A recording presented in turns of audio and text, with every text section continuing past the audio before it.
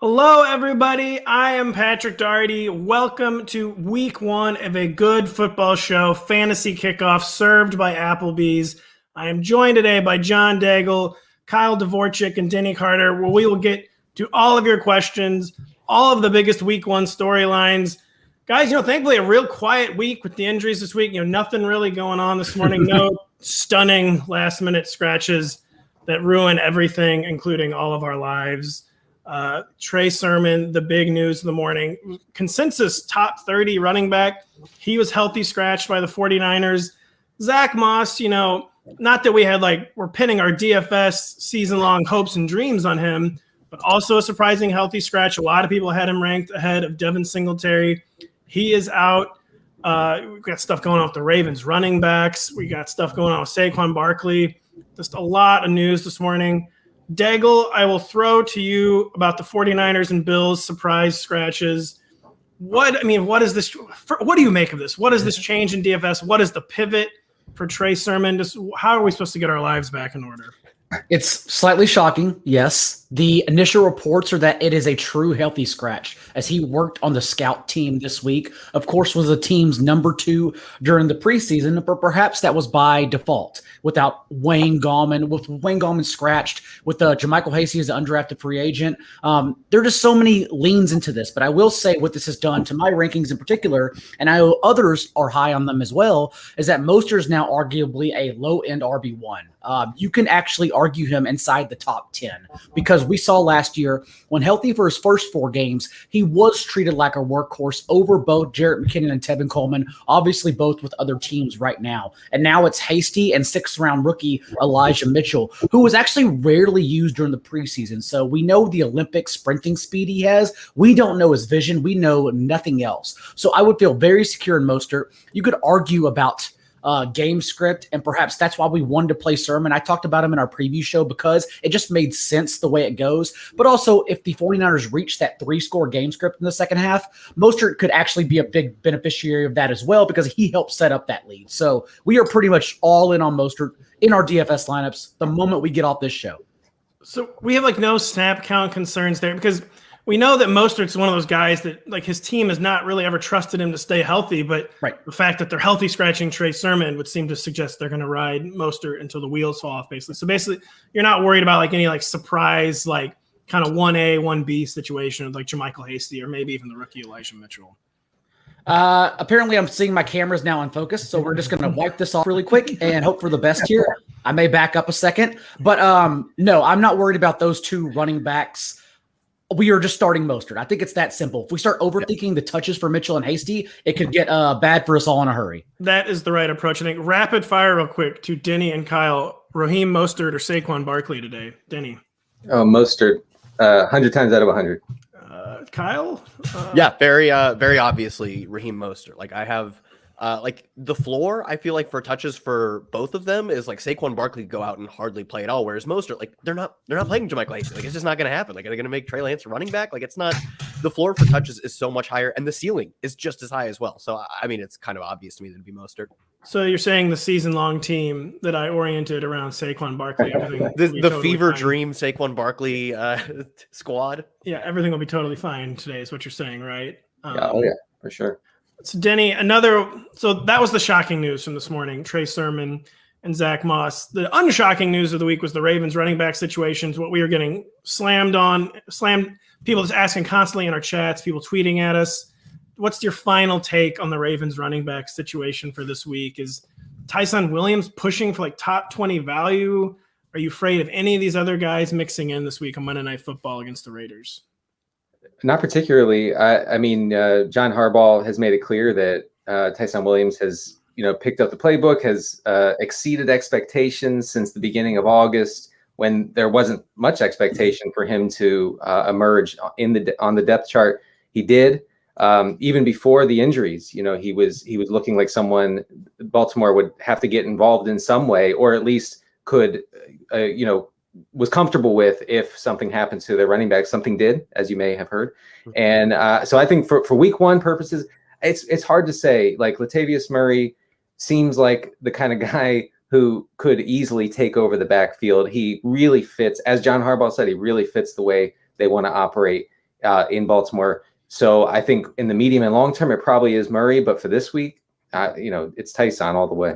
And he's a bet against those veterans that we don't believe are at the peak of their performance right now anyhow. Latavius Murray, I know they blamed his salary, but also he looked fairly poor during the preseason, as if it happened overnight, since we know in the past he was a top 5 running back when Kamara was healthy. But that was the past few years. That was this preseason when he looked like a very bad player. And of course, the others like Devontae Freeman, who didn't make it to the Saints' final cuts, and then Le'Veon Bell, who was healthy scratch for the Chiefs throughout the postseason at the end of the regular season. So Tyson Williams is the leverage bet against these running backs becoming factors behind him. And to just have the role to himself, most likely in week one, in a terrific matchup against the Raiders, is just a great start for him.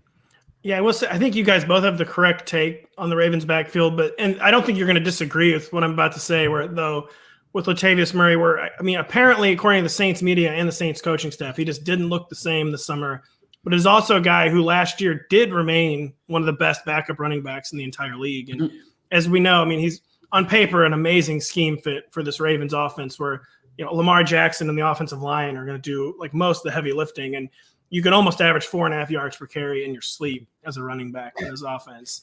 So just still someone we think Tyson Williams. We know Tyson Williams is a guy for week one. He probably is, maybe has a slight lead for like the season long aspect, but do not write off Latavius Murray by any stretch, despite the summer reports. And I have Tyson around DeAndre Swift as a low-end RB1. Jamar Jefferson with healthy scratch for the Lions sneakily. So that tells us that Swift will probably get his full workload that we expected him to have as a 1A, 1B back with Jamal Williams the entire time. But overall, I think that's where Tyson should be because, again, we expect him to handle 60, 70% of the touches. Viewers, we're about to get to your questions. Just a few more quick thoughts, a few more quick personal thoughts real quick. Denny, you saved your job with the correct Tyson Williams take, but your job is kind of in jeopardy after you wore a suit and made us all look bad. That's not a big fan of that. Is this not how we dress for game day? I thought I got a memo.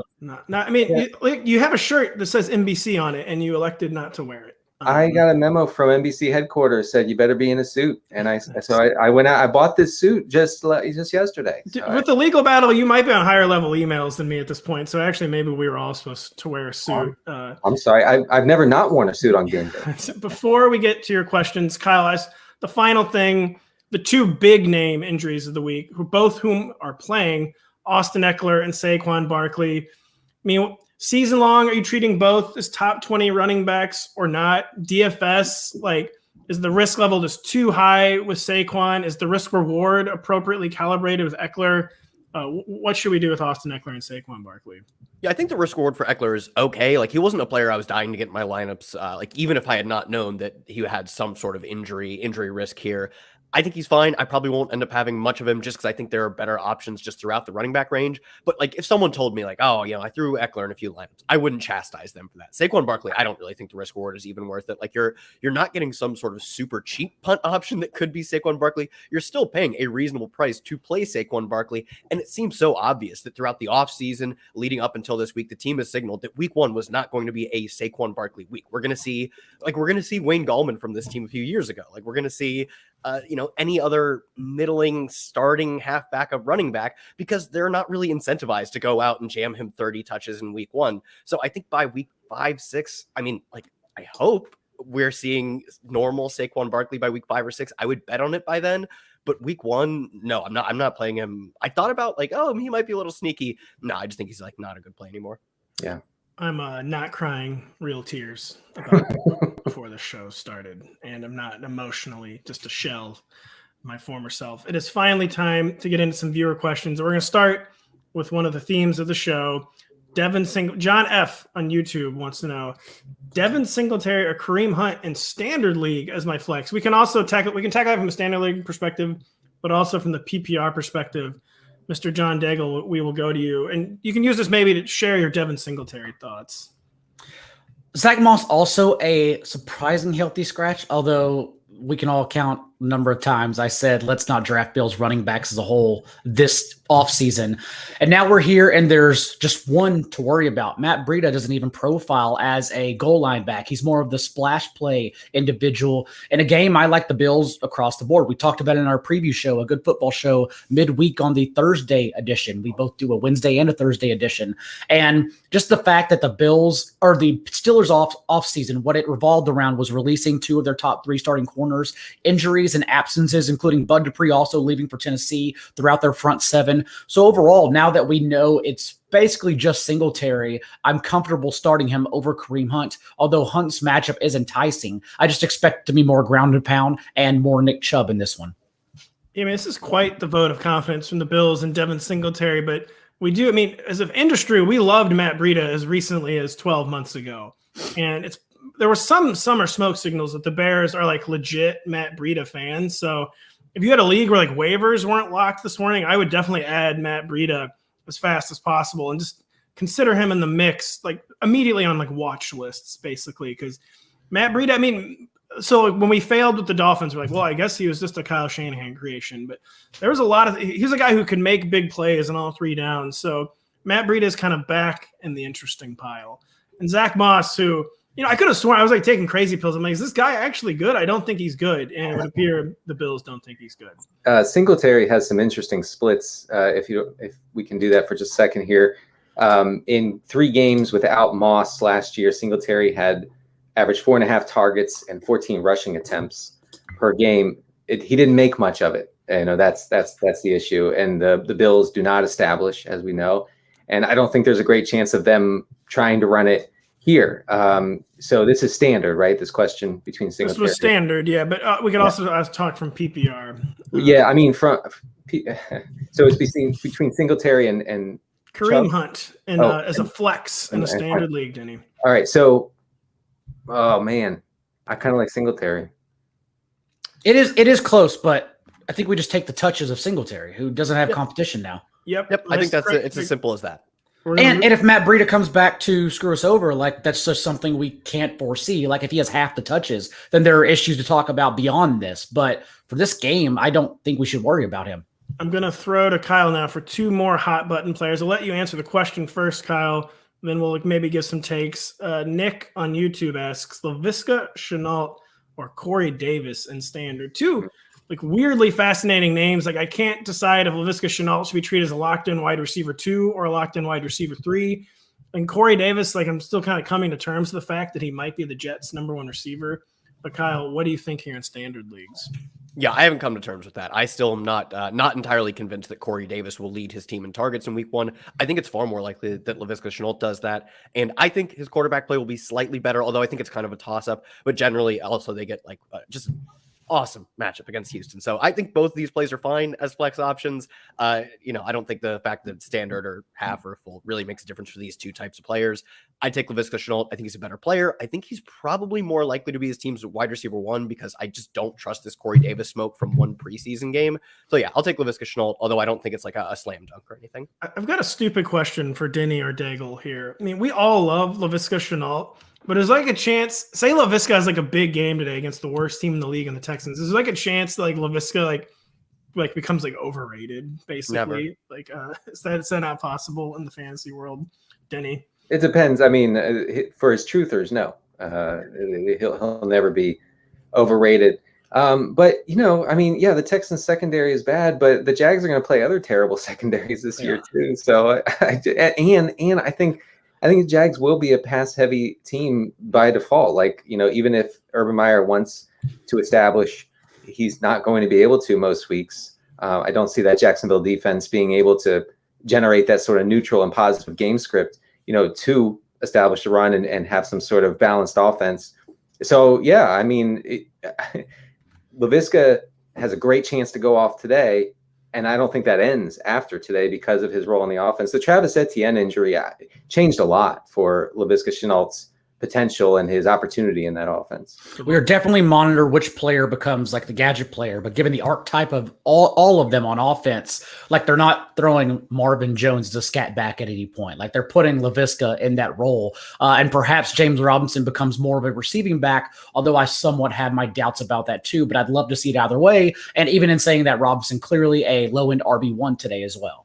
With LaVisca, it's just too easy to envision in your mind's eye. Like he could have played for Urban at Ohio State, had like 13 touches for 189 yards against Purdue. It's just very, very easy to visualize.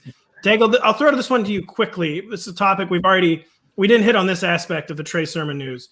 Is Trey Sermon worth keeping now? I think we would all say yes, but I mean, we're keeping Trey Sermon around, correct? If you drafted Trey Sermon, if you drafted Zach Moss, you're keeping them around, yes. Maybe we make some switches if Elijah Mitchell or JaMychal Hasty, for whatever reason, is giving 10 to 14 touches and Mostert is eased back in. But overall, if you drafted them, you are absolutely keeping them, yes.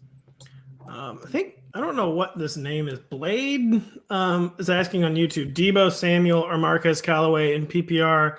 And we can use this as maybe an opportunity to talk about Marquez Callaway. But Kyle, where are you leaning in PPR here? Is Marquez Callaway already overrated by the fantasy industry, or is he like a legit top 40 receiver?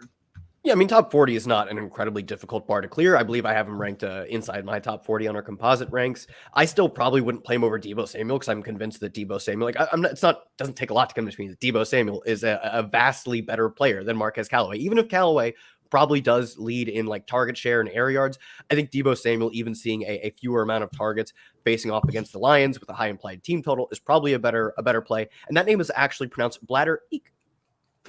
And how dare you, by the way, say Deebo Samuel is clearly better than Marquez Callaway? Got a real problem with that, just to be honest. We'll get a quarterback question here because this one's interesting to me. Should I start Jalen Hurts or should I start Justin Herbert?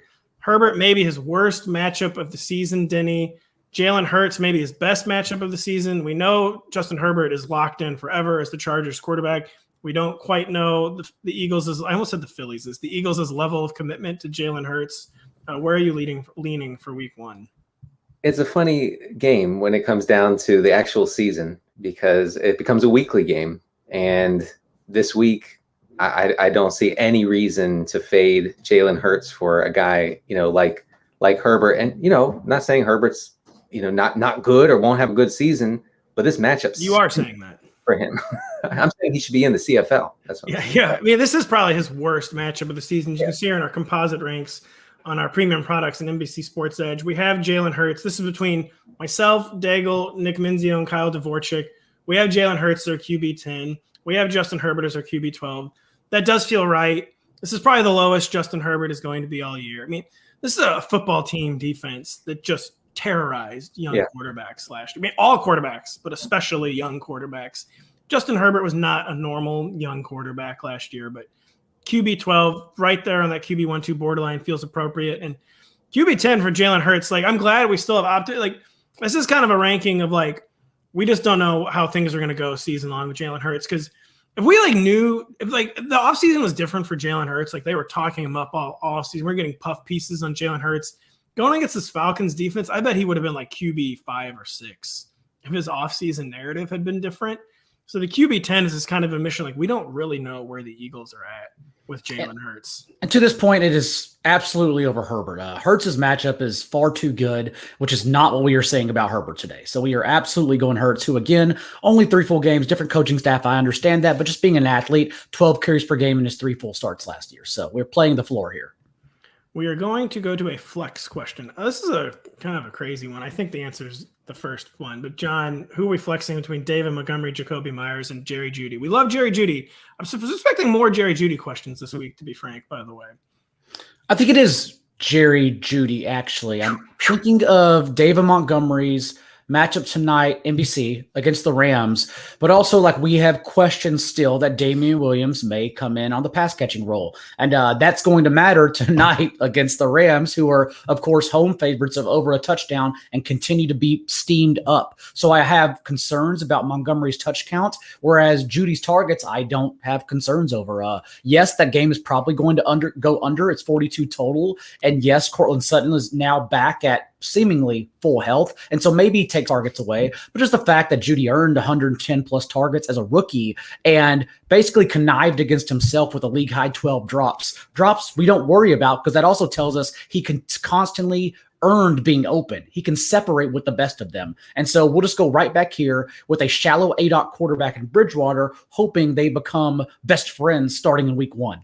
I think you went to inspirationalquotes.com and found drops we don't worry about Deontay Johnson. That's it's a fonted Instagram quote. Yes. The Deontay Johnson inspirational quote. And by the DMont Nation, David Montgomery Nation, we don't like your take. He is the passing down back. We're not worried about Damian Williams at all, folks, here in DMont Nation. Would you go Montgomery over Judy? I think it's close. I'm not actually even considering. I actually would, but I would hate it. I would do it.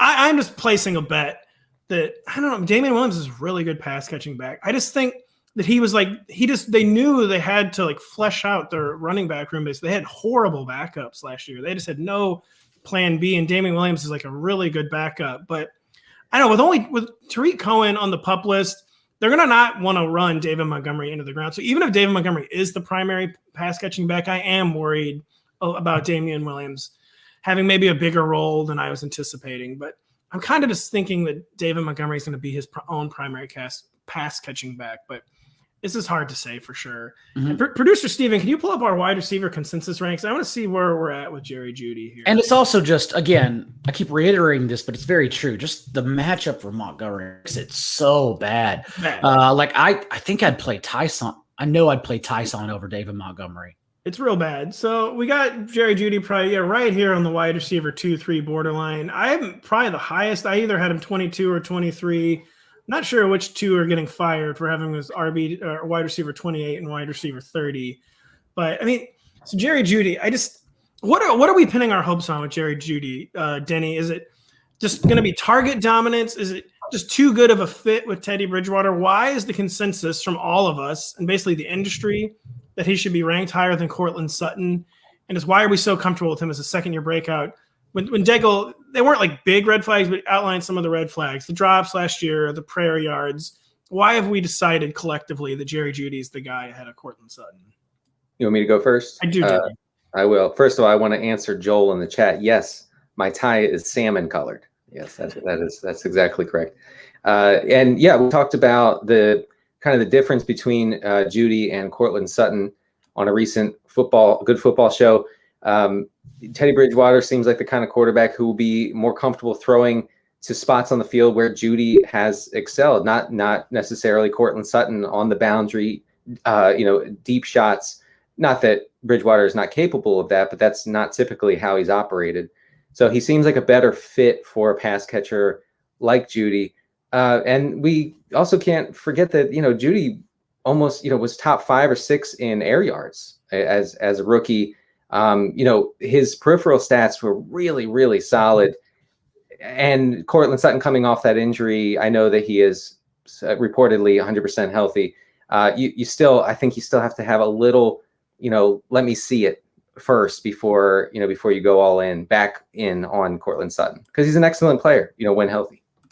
He is. That was the correct take. We're all excited about Jerry Judy. We really hope Cortland Sutton is all the way 100% back physically. Because he was becoming one of the most imposing boundary receivers in the entire league before his injury. We're going to get to James Patrick on YouTube, who needs a flex and a lot of folks playing standard. These are your people, Pat. I don't play standard. I play season long. I don't play touchdown only. Yeah, that's a good point. Yeah, I do only touchdown only. Only running backs.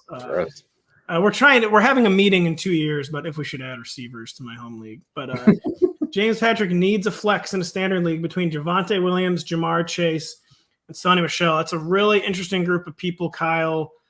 This is like a classic flex question because there's cases for all three of them. Who would you pick? And then maybe what do you think is going to happen in the Broncos backfield? I think early on, I'm not sure how much we see of Javonte Williams. They've postured as if it's going to be like a decent amount of Melvin Gordon in week 1, 2, 3. I know they said they're like comfortable using Javonte Williams in a number of situations, but I'm still not sold that like they're going to be smart enough to actually play Javonte Williams, what should be just almost all the snaps, like as much as the guy can handle. I'm not really confident we see that week 1. I have no doubts that Jamar Chase plays nearly every snap in week one, even if, he had a handful of drops in preseason. It's exactly as Daigle said. Drops are just an indicator that you were able to get open, and sure, you made a mistake, whatever. But I think more importantly, very optimistic view of drops. I mean, drops are most predicted by just volume. That is literally it true. Is true. That is true. The most predictive way to find if a player is going to drop the ball is if he gets the ball a lot, because it just happens. Some players do it more than others, but I think if you're able to get open, sure, maybe you drop some more than others. That's the important part, though. That's why Julian Edelman leads the NFL all time with 1,192 career drops. Yeah, that's why, Deontay Harris is going to have no drops in a season. You know why? Because he's going to see 8 targets in an entire season. So I'd go with Jamar Chase. He's the best wide receiver prospect since Amari Cooper at worst. You could argue he's a better prospect than Amari Cooper. I think he doesn't really have any competition for they're not playing on Tate over him. I don't care if he dropped a handful of passes. I think to me, it's just you lock in the volume with Jamar Chase. I don't know what we see with Michelle. I don't know what we see with Williams. There's just not enough upside with either of those guys where I think we have that from week one with Chase. So Denny, Daigle, where are you guys? Where with the Melvin Gordon, Javonte Williams week one ranking? I had Javonte Williams ranked a little higher, I believe. Hopefully the rankings don't expose me there, but I just think the Broncos are ripping off the Band-Aid. Melvin Gordon was John Elway's signing. Denny, are you comfortable with Javonte Williams ahead of Melvin Gordon today? And season long, is it a slam dunk for Javonte Williams over Melvin Gordon? We have Melvin Gordon slightly higher, 1 spot higher in our consensus rankings. Yeah, no, I like I said the other day, I think Melvin Gordon should be ranked slightly higher. I know it's not what I want. I want Javonte Williams to have a full workload, or even just locked into early down work, something we can hang our hat on in the Denver backfield. But I just don't see that happening now. Melvin Gordon could be phased out eventually. I think early in the season, he is someone who I am playing actually in a couple spots today. Not happily, I'm not thrilled about it. But going in the legal brief. Well, yeah, along with it's a bit as big of as a novel now, I guess, my legal brief. And obviously, if you grab Gordon, it's for this couple of games, right here in the first month of the season. So you knew it was very possible you were going to start him. He's still not ranked highly, but maybe you have to start him.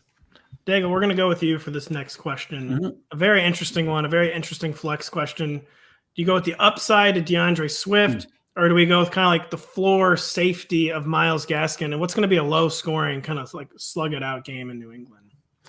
I think I actually go Gaskin. If someone said Swift, I wouldn't mind. I am still just slightly concerned, even despite scratching Jamar Jefferson, that Swift won't handle his even half allotment of touches behind Jamal Williams. There's currently an NFL Network report surfacing around that Jamal Williams is in fact getting the start over Swift today, we've been told will carry the load.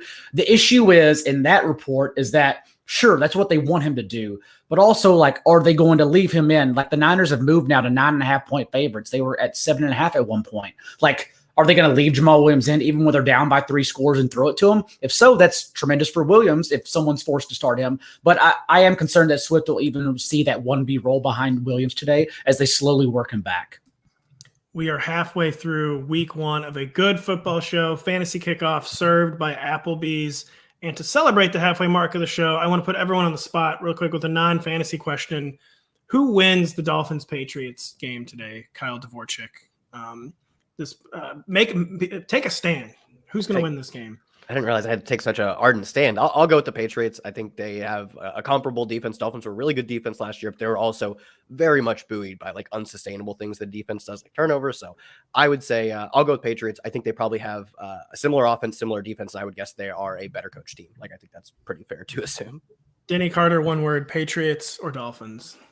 The Mac Jones era starts with a blowout victory over the Fish. Yes. Mark it down. I like the Dolphins today. I think the Dolphins cover. Oh, come on. I just wonder if our brains are not even anywhere close to appropriately calibrated how good the New England Patriots really are post Tom Brady. And it's going to be very, very interesting. I should say, I'm sorry, they're not fish. They're mammals. The Dolphins. Yeah, that's a good point. The Patriots will destroy the mammals. Of course, the man wearing a suit would know that and make that point. We're going to get to Sean Kelly on YouTube here, who is playing from behind already after facing the blood immortal Tom Brady. He will never age. Who has the most upside today in PPR between Deebo Samuel, T. Higgins, Mike Williams, and Mecole Hardman? John Daigle, who is the most upside in this group? The most upside, I would actually say T. Higgins. Mecole Hardman probably has the highest ceiling, but I cannot imagine he'll receive even enough volume to match T. Higgins. So although we are heavy on the Vikings just blowing out the Bengals, their defense is frightening as opposed to last year when we just laughed at them anytime they had a matchup against them. T. Higgins, I expect to see immense amount of volume today, especially as Jamar Chase continues to slowly get worked in. So with Mecole Hardman, I was just thinking in my head, you said upside. I was just like thinking about the concept of a good Mecole Hardman season. Can Mecole Hardman have a Marquez Valdes-Scantling season? Because to me, that's what a good season is going to look like for Mecole Hardman as an NFL player. Can he get 750, 800 yards? Can he, on limited volume, just finally start hitting some splash plays on a regular basis? And can we get Mecole in the MVS zone? Kyle Dvorchak, who would you rather roster this year, Mecole Hardman or Marquez Valdes-Scantling? I mean, it's still obviously Mecole, because I think we know for sure Marquez Valdes-Scantling's ceiling is like being that once every 5 weeks blows up for 150 yards and a touchdown or two. Whereas Mecole Hardman could be an every down player for Kansas City. I don't know, man. It doesn't seem like they actually want to use him that way, but that's still in the range of outcomes. I think there is a second level ceiling that they do probably profile. Like if you do median projections, they probably actually profile as kind of similar players, but there is a next level ceiling that Mecole Hardman could theoretically hit, where he's just the second receiver, third pass catching option for Patrick Mahomes. Whereas like MVS just doesn't really, he's like maybe the second, but he would be second tied with 4 or 5 other guys. Whereas Mecole could, like, it would not surprise me at all if Mecole is leagues better than DeMarcus Robinson or Byron Pringle, who I don't even know if this is a real character. Like, is this a real man, or is it just something Madden made up to put into the Super Bowl? So I think the ceiling is higher, but I actually think you need it to be more than just MVS, given how much you were paying for Mecole Hardman. Like, if I have a decent amount of Mecole Hardman because I think he has that next level ceiling. If I only got MVS out of him, I think it'd probably be like a losing player on season long. I've just decided that's what a good season looks like for Mecole Hardman. It might be being MVS, and that we maybe slightly underrate MVS in season long fantasy and DFS, because he's the kind of guy who changes matchups on 2 to 3 targets. He could get a 0, but to me he's like a great bye week fill-in in like deeper leagues, just because he can flip a matchup on very limited volume. And there are reports that, well, not even reports, Aaron Rodgers had told beat reporters that he literally called MVS like a true professional this year. He just showed up as an entirely new human being this offseason. And as we know, Rodgers only throws to receivers when he trusts them. So I do wonder, and I think we may see it like as early as today. He's either going to run 9 routes, and he could still be a tremendous DFS tournament play if so, but also like if he catches underneath passes as he was doing at camp, like that's a totally new player because he's added that to his game now. Yeah, it's going to be an interesting MVS day because he's going against the Saints secondary, playing its home opener in Jacksonville that has like one healthy corner. So we're going to see how that goes. But if you had Sermon, Zach Moss, and like a flex, and that's who you were starting, like MVS, if you had drafted him in one of the last rounds and that's your plug-in, I actually think you can be kind of confident with that. I think he's going to get a few shots today, especially with Lattimore very questionable. Right. I'm just glad I steered the week 1 talk to Marquez Valdes-Scantling. It's what the people want to hear. That's what they want to hear. You've gotten a lot of MVS questions in the chat. Hopefully like this people covers blowing me up. I'm getting text messages. I'm getting distracted hosting the show. I love MVS today. Love him. And I know it's hard to quantify, and I'm not trying to get bogged down in narrative, but what Daigle said is right. Like, you know, when Aaron Rodgers hates a pass catcher because he will literally not even look that way. And he's talked for weeks now about how much MVS has improved. I mean, maybe not as a player, but as a professional. And apparently that's something that Aaron Rodgers values. So I value it too. Someone that the league does not value is Zach Ertz, because no one will trade for him. But Howie on YouTube wants to know who leads the Eagles in targets today. And we can say rest of season too, between Dallas Goddard, Zach Ertz, and Devontae Smith. John Daigle, is it good football player, Devontae Smith, or is it Dallas Goddard today? I feel like it comes down to Goddard and Devontae today. Maybe Zach Ertz, undead zombies. But what's the Eagles' targets outlook? Leads in targets, I'd say Zach Ertz. More effective in targets. Gosh. More effective in targets is Devontae Smith. Like that, but that's the whole point of drafting Zach Ertz late, right? As a late round tight end or picking him up. I think I even mentioned that in the waiver wire column. Like it doesn't matter his production. A tight end that gets 6 targets, 8 targets is still a tight end. You take that floor, but like Devontae Smith on 4 targets is going to outproduce Ertz. It's Zach Ertz. Daigle, I've never had to fire you before, but speaking the truth on Zach Ertz Ertz targets. is disturbing me. Let's actually bring up our tight end consensus ranks, where Dallas Goddard, so we have him as tight end 12, barely a tight end 1. And I can't decide if this is crazy or if it's not low enough, because Zach Ertz, the guy we saw last year could barely move. And we know that it's Jalen Hurts. He's not a great passer, but like it's such a targets desperate Eagles offense, even with first round pick Devontae Smith, even with second year first rounder Jalen Reagor. Are we like, have we gotten too bearish on Dallas Goddard, or is that tight end 1, 2 borderline, Kyle? Is that really where he belongs? And like just Dallas Goddard at this point, we know he's super talented. We know he can have tight end 1 weeks, like every week if he got the chance. But just is this Goddard and kind of like to believe it when you see it zone with this dual threat quarterback and the Zach Ertz still there?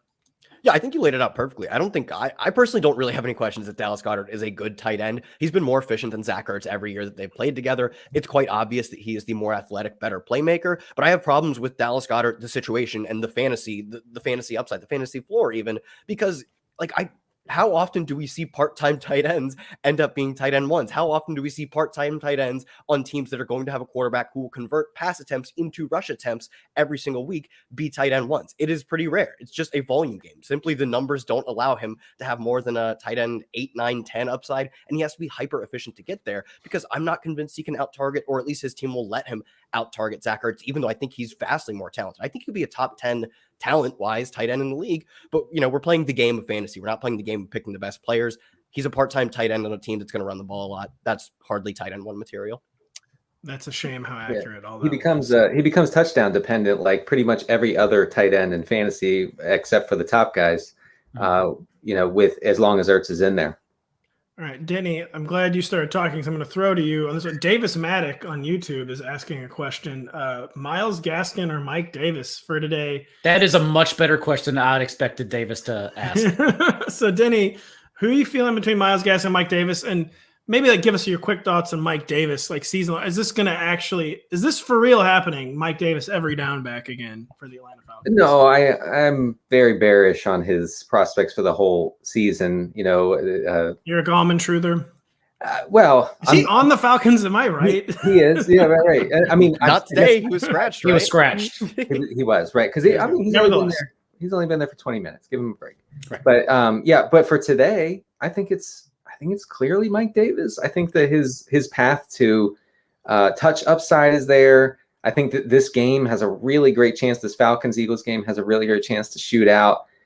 That I think the Patriots-Dolphins game, as I kind of indicated earlier, could be ugly for one side of the ball. So I'm all in on Davis over Gaskin. Yeah.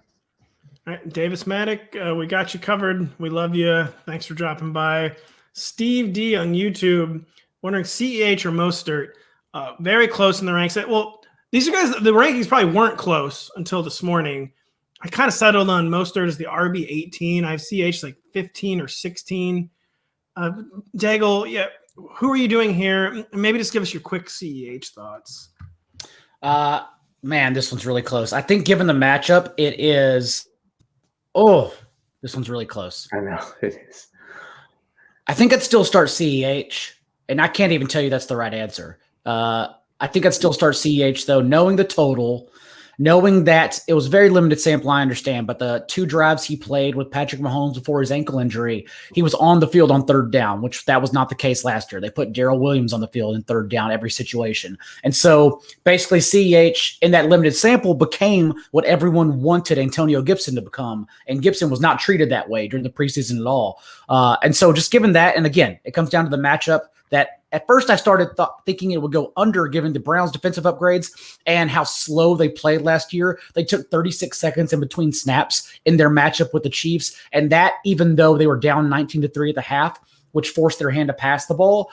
But again, just I don't know if even the defensive upgrades, the way I've come around the past 48 hours, matter, since it's still a Chiefs offense that is going to out chess match you, given that from week 8 on, they averaged 41.5 pass attempts per game, even passing at a top 2 rate in the league when they had a lead, because that's the smarter thing to do. Put the ball in Patrick Mahomes' hand no matter what happens. But that also means CEH has more upside than we think if he's playing third down. So that's a roundabout way of saying it's very close, but I think it's CEH for me. That feels right. Kyle, Patty on Twitch needs a PPR flex between Cooper Kupp, Brandon Ayuk, and Mike Davis. What are you thinking? What are we feeling here? I feel like I might be canceled for going Cooper Kupp over the rest of these guys. I don't think anyone would contend Mike Davis over Cooper Kupp, but I feel like people think of Brandon Ayuk as a massive talent and Cooper Kupp as this fragile slot receiver, this guy who's just schemed, like he's basically a product of his system. And sure, like it is advantageous to be a Sean McVay like slot receiver, a Sean McVay receiver who gets a team high in targets. I think those are all helpful, and a team high in end zone and red zone targets. But you still have to earn those. I think he was both talented and in a perfect situation.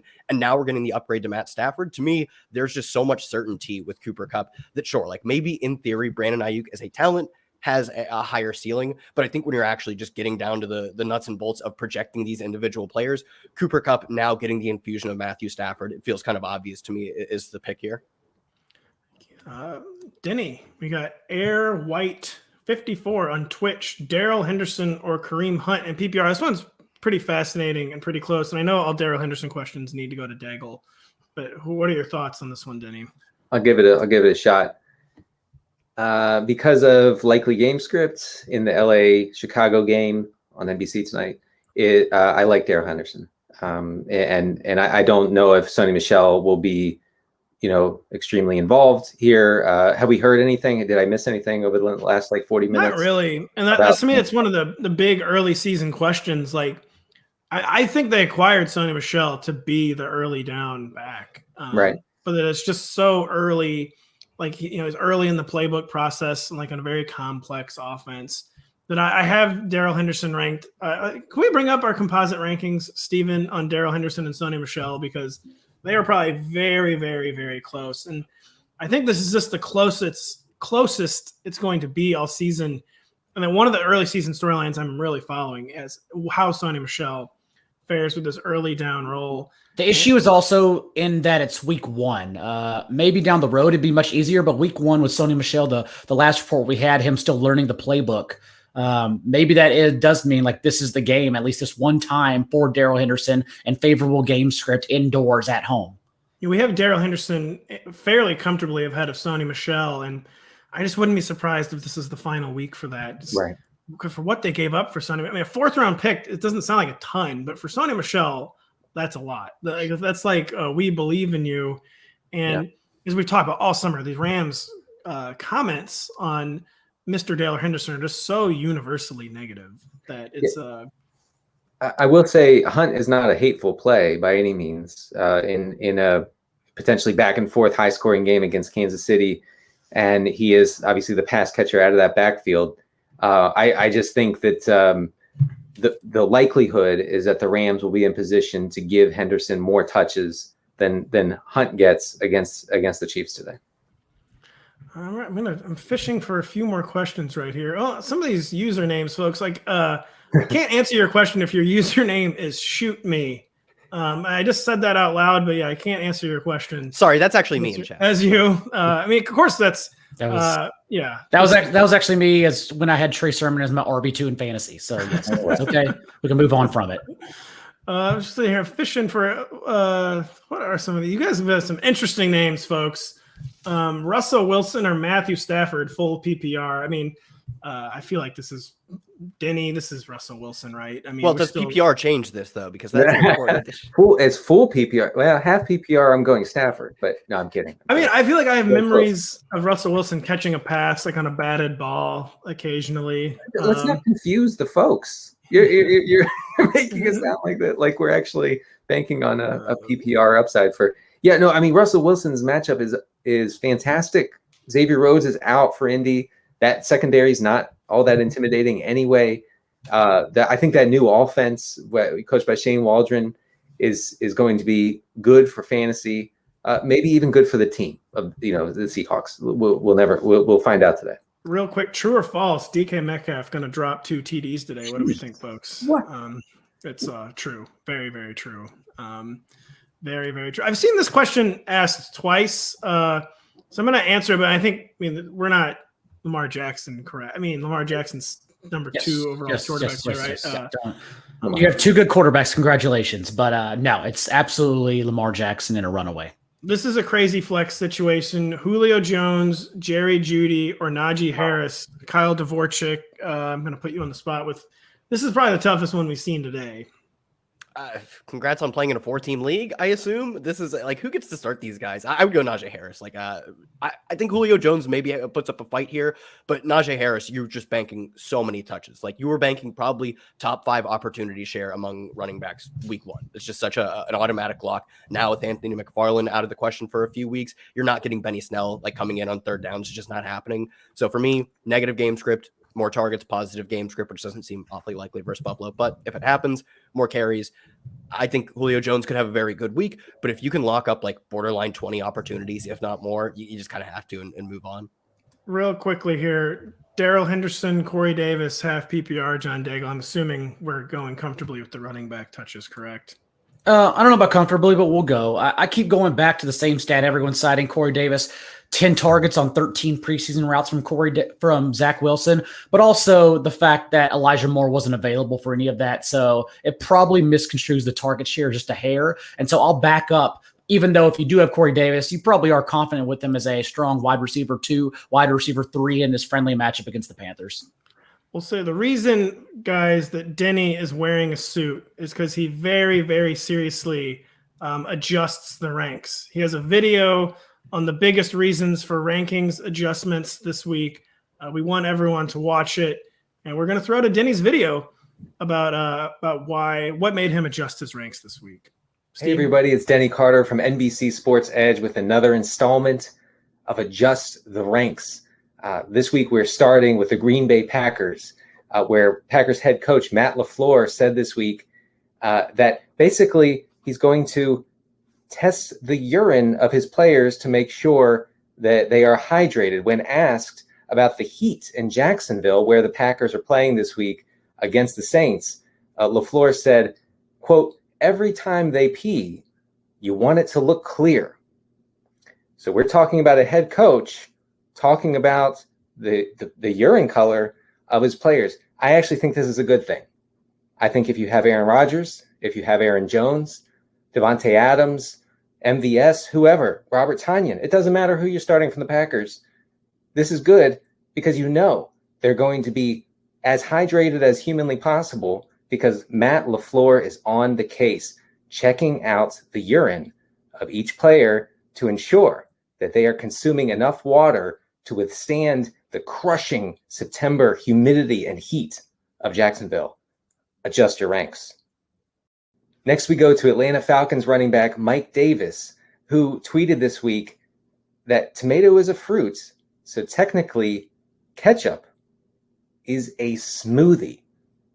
One of the more mind-blowing tweets in probably professional sports history. I think we have to adjust the ranks on Mike Davis. We have to adjust down. This man, your running back 1 or 2 perhaps on your fantasy roster, is drinking ketchup as a smoothie, folks. We must adjust. You have to pick up Wayne Gallman off waivers because no one drinking ketchup as a smoothie is going to last long health-wise. You have to believe that the sugar content, the general taste of just, gobs of ketchup, it's horrifying. So we have to adjust on Mike Davis, and we're adjusting down.